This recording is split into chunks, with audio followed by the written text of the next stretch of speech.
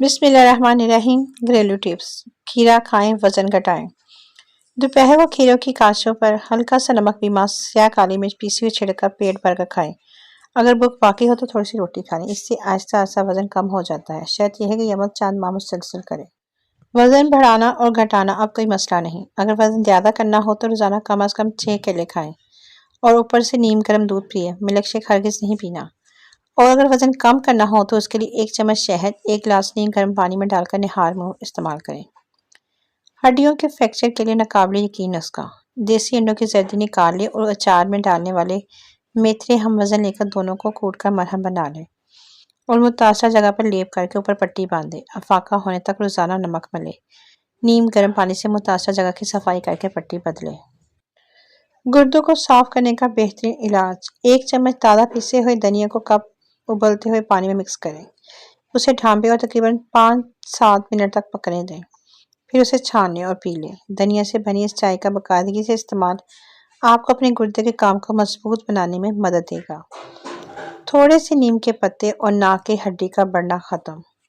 اگر ناک کی ہڈی بڑھ رہی ہو تو اس کے لیے نیم کے تھوڑے سے تازہ پتے لے کر انہیں پانی میں جوش دیں، پھر اس پانی کو چھان کر اس میں ذرا سا نمک ملا لیں۔ اس نیم گرم پانی کو ناک کے نتنوں میں اس طرح ڈالیں جیسا کہ وضو کرتے ہوئے ڈالتے ہیں۔ 10-12 دن تک علاج جاری رکھیں، انشاءاللہ فائدہ ہوگا۔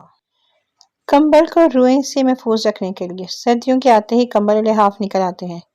سال گزشتہ کے رکھے ہوئے کمبلوں میں رواں آنے پر یا کیڑے پڑنے کی شکایت عام ہے۔ اس کے لیے کمبلوں کو رکھنے سے قبل اسے دھوئیں، پھر 1 بالٹی پانی 1 چمچ چائے کا بورک پاؤڈر ڈالیں، کمبل کو اس میں ڈبوئیں اور بغیر نچوڑے زور زور سے جھٹک کر دھوپ میں پھیلا کر سکھائیں۔ چاہے تو ململ کا کپڑا رکھ کر بھی ہلکی سی استری بھی لگا کر دیں۔ اگلے سال جب کمبل اوڑھنے کے نکالیں گے تو بالکل تر و تازہ اور نئے جیسے ہوں گے۔ بچوں کو سردی سے بچانے کے لیے 1 پیالی سرسوں کے تیل میں 1 چائے کا چمچ اجوائن، 1/4 چائے کا چمچ ہلدی، چند پتیاں زعفران اور بغیر چھیلے ہوئے 3 جوئی ڈال کر لہسن سیاہ ہونے تک پکائیں۔ اس تیل کو چھان کر ٹھنڈا ہونے دیں۔ اس تیل سے بچے کی پسلیاں اور سینے پر ہلکی سی مالش کریں۔ سردی کا موسم بغیر کسی تکلیف سے گزر جائے گا۔ لاجواب۔ پمپل کی وجہ سے اکثر لڑکیوں کو ریشز ہو جاتے ہیں۔ اس کے لیے سرسوں کے تیل میں اتنا ہی پانی ملا کر اچھی طرح مکس کر لیں اور متاثرہ جگہ پر لگائیں، ریشز جاتے رہیں گے۔ گلے کی خراش دور کرنے کے لیے۔ موسم کی تبدیلی نزلہ، زکام اور گلے کی خرابیوں کے تحائف لے کر آتی ہے۔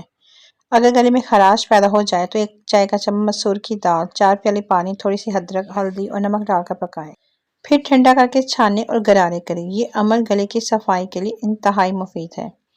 سبزی تر و تازہ رکھنا۔ پانی میں سرکہ ملا کر اچھی طرح سبزی کے اوپر چھڑک دیں۔ سبزی مرجھائے گی نہیں بلکہ تر و تازہ رہے گی۔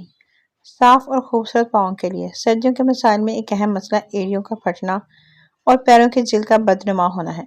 ایسی صورتحال سے بچنے کے لیے ایک سفید شلجم کو چھیل لیں، اسے پانی میں ابال کر گلا لیں، شلجم کو اسی پانی میں کچلیں اور اسے ایک ٹب میں ڈالیں، اس میں تھوڑا شیمپو اور ہلدی شامل کر دیں۔ پیروں کو اس پانی میں آدھا گھنٹہ تک ڈال کر رکھیں، پھر برش کی مدد سے پیروں کے ناخن صاف کریں، جھاوے سے پیر رگڑیں اور تولیے سے اچھی طرح سکھائیں۔ تھوڑی سی ویسلین میں تھوڑی سی گلابی لپسٹک ملا کر ایڑیوں اور انگلیوں کے درمیان لگائیں اور موزے پہنیں۔ صبح اٹھ کر پیر دھو لیں۔ 3 سے 4 مرتبہ کے عمل سے ہی پیر خوبصورت ہو جائیں گے۔ لونگ کے فوائد۔ شوگر کے مریضوں اور دانتوں کے مسوڑوں کے لیے بہت مفید ہے۔ دانت کے درد میں اسے کوٹ کر درد کی جگہ پر لگانے سے درد ختم ہو جاتا ہے، بھولنے کی بیماری سے بچاتا ہے۔ کھانے کے بعد 2 لونگ کھائیں تو ہاضمہ ہو جاتا ہے۔ سرسوں کا تیل۔ کان کا درد بہت تکلیف دہ ہوتا ہے۔ سرسوں کے تیل کا استعمال کان کے درد میں نہایت مفید ہوتا ہے۔ سرسوں کے تیل میں لونگ جلا کر یہ تیل کان میں ڈال دیا جائے تو کان کے درد کو بہت فائدہ ہوتا ہے۔ اس کے علاوہ صرف گرم سرسوں کا تیل بھی کان میں ڈالنے سے کان کا درد ٹھیک ہو جاتا ہے، لیکن احتیاط کیجیے، زیادہ گرم تیل نہیں ہونا چاہیے۔ کھانے کے بعد آدھی چمچی سونف کھانے سے آنکھوں کی روشنی بڑھتی ہے۔